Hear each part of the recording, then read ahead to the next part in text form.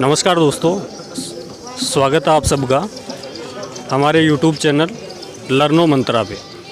आज हम आपको ले चलते हैं लाइव श्री खाटू श्याम जी मंदिर सीकर में।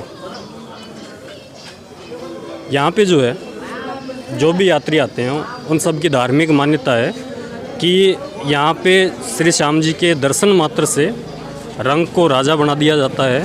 और बहुत ही भव्य मंदिर जो है वो सीकर के जो है दातारामगढ़ तहसील में खाटू गांव में जो है यहाँ पे मंदिर बना हुआ है। और यहाँ पे जो है काफ़ी संख्या में जो है वो आप देख रहे हो इस वक्त जो दर्शन करने के लिए जो यात्री हैं वो काफ़ी आए हुए हैं। और जो कृष्ण जी के कलयुग में जो अवतार के रूप में पूजे जाते हैं वो खाटू श्याम जी का मंदिर यहाँ पे आप लाइव देख रहे हो इस समय। इनको जो है शीश के दानी के रूप में भी पूजा जाता है और 3 बाणधारी के रूप में भी जो है श्री खाटू श्याम जी की पूजा की जाती है। यहाँ पे जो है भव्य मंदिर आप सब देख रहे हैं, यहाँ पे लाइव जो है चल रहा है। आज हम आप सबको दर्शन करवाने आए हैं श्री खाटू श्याम जी मंदिर सीकर के। यहाँ पे जो है चारों तरफ आप दुकानें वगैरह और ये सब जो है वो दृश्य देख रहे हो आप। ये देखिए लाइव यहाँ पे दुकानें वगैरह जो हैं।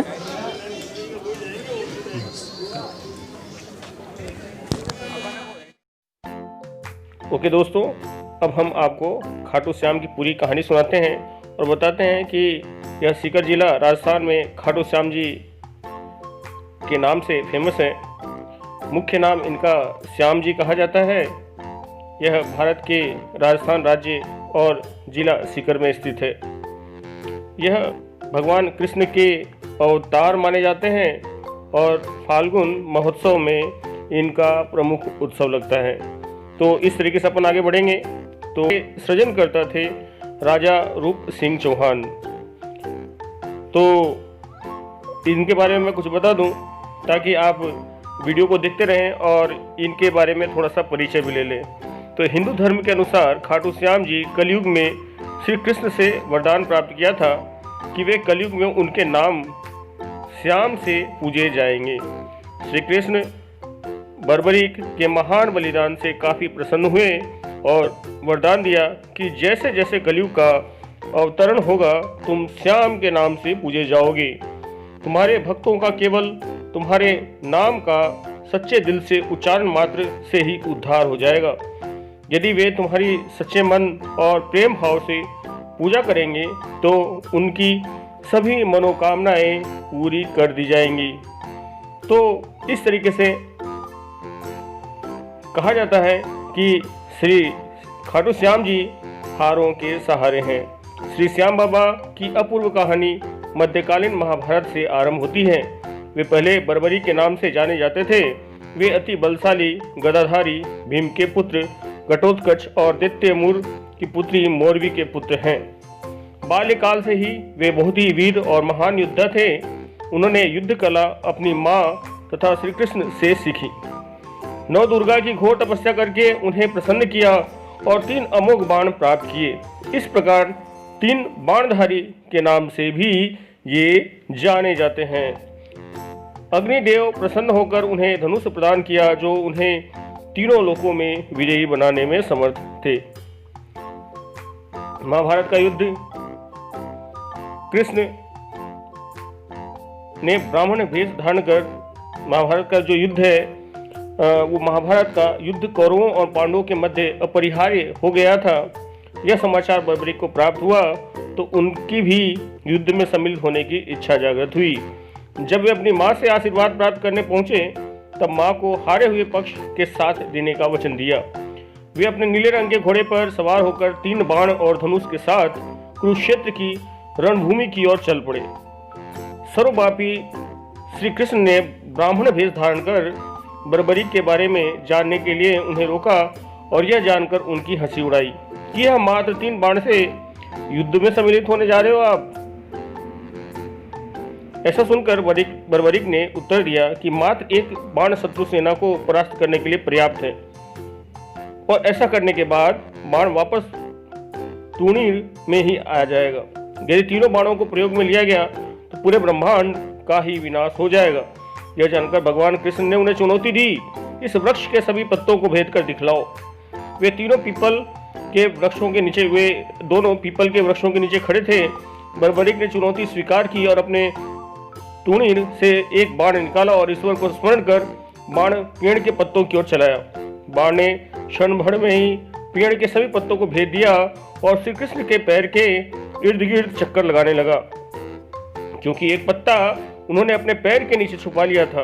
बर्बरीक ने कहा, यदि आप अपने पैर को प्रभु हटा लीजिए, अन्यथा यह बाण आपके पैर को भी भेद देगा। तत्पश्चात श्री कृष्ण ने बालक बर्बरीक से पूछा कि वह युद्ध में किस ओर सम्मिलित होगा। तो बर्बरीक ने अपनी माँ को दिए हुए वचन के दोहराया और कहा, युद्ध में जो पक्ष निर्बल होगा मैं उसकी तरफ से ही लड़ूंगा। तो श्री कृष्ण जानते थे कि वे युद्ध में हार तो कौरवों की निश्चित है और इस कारण अगर बर्बरीक ने उनका साथ दिया तो परिणाम गलत पक्ष में चला जाएगा। अतः ब्राह्मण रूपी श्री कृष्ण ने वीर बर्बरीक से दान की अभिलाषा व्यक्त की। बर्बरीक ने उन्हें वचन दिया और मांगने को कहा। ब्राह्मण ने उनके शीश का दान मांगा। वीर बर्बरीक क्षण भर के लिए अचंभित हुए, परंतु अपने वचन की से अडिग नहीं हो सकते थे। वीर बर्बरीक बोले, यह एक साधारण ब्राह्मण इस तरह का दान नहीं मांग सकता। प्रभु आप सही बताएं कि आप कौन हैं। तो श्री कृष्ण ने बर्बरीक को शीश दान मांगने का कारण समझाया। युद्ध आरंभ होने से पूर्व युद्ध भूमि पूजन के लिए तीनों लोकों में सर्वश्रेष्ठ क्षत्रिय के शीश की आहुति देनी होती है, इसलिए ऐसा करने के लिए वे विवश थे। बर्बरीक ने उनसे प्रार्थना की कि अंत तक युद्ध देखना चाहते हैं, तो श्री कृष्ण ने उनकी यह प्रार्थना भी स्वीकार कर ली। श्री कृष्ण इस बलिदान से प्रसन्न होकर बर्बरीक को युद्ध में सर्वश्रेष्ठ की वीर उपाधि से अलंकृत किया। उनके शीश को युद्ध भूमि के समीप ही एक पहाड़ी पर सुशोभित कर दिया गया, जहां से बर्बरीक ने संपूर्ण युद्ध का जायजा ले सकते थे। फाल्गुन माह की द्वादशी को उन्होंने अपने शीश का दान दिया था। इस प्रकार वे शीश के दानी कहलाए। तो दोस्तों आप देखिए ये रास्ता है, यहाँ से आगे मुड़ेंगे और शीश के दानी तक अपन पहुंच चुके हैं कि शीश के दानी है। तो महाभारत युद्ध की समाप्ति पर पांडवों में ही आपसी विवाद होने लगा कि युद्ध में विजय का श्रेय किसको दिया जाता है।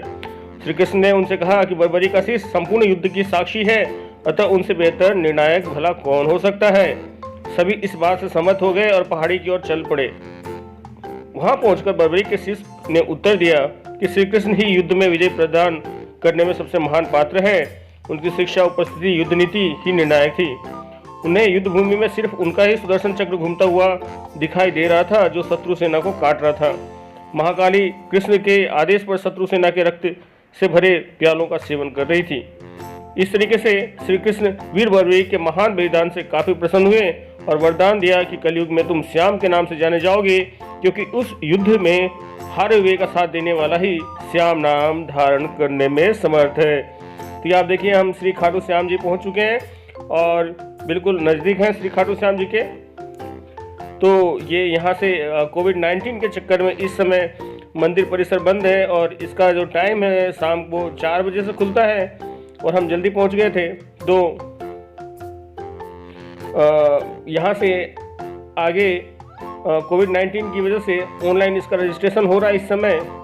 तो जिन यात्रियों के पास ऑनलाइन रजिस्ट्रेशन है उन्हीं को केवल दर्शन करने दिया जा रहा था और बाकी भक्त बाहर से ही दर्शन करके जा रहे थे।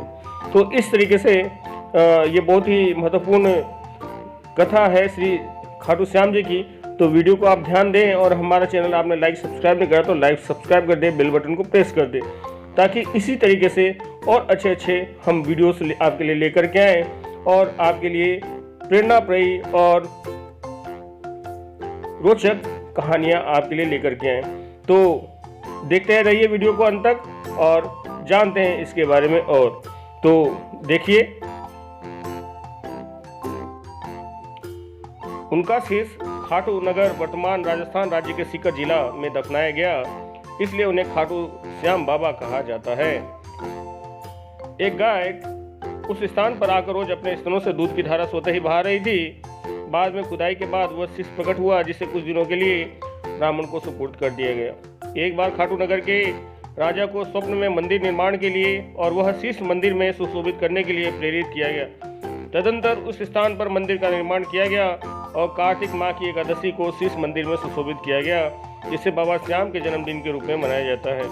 मूल मंदिर 1027 ईस्वी में रूप सिंह चौहान और उनकी पत्नी नर्मदा कंवर द्वारा बनाया गया। मारवाड़ के शासक ठाकुर के दीवान अभय सिंह ने ठाकुर के निर्देश पर मंदिर में जीर्णोद्धार करवाया। मंदिर इस समय अपने वर्तमान में आकार ले चुका है और मूर्ति गर्भगृह में प्रतिस्थापित किया गया था। मूर्ति दुर्लभ पत्थरों से बनी हुई है। खाटू श्याम परिवारों की एक बड़ी संख्या के कुलदेव हैं। तो इस तरीके से आप देखें तो बहुत ही सुंदर और बहुत ही शोभायमान और बहुत ही शक्तिशाली श्री खाटू श्याम जी।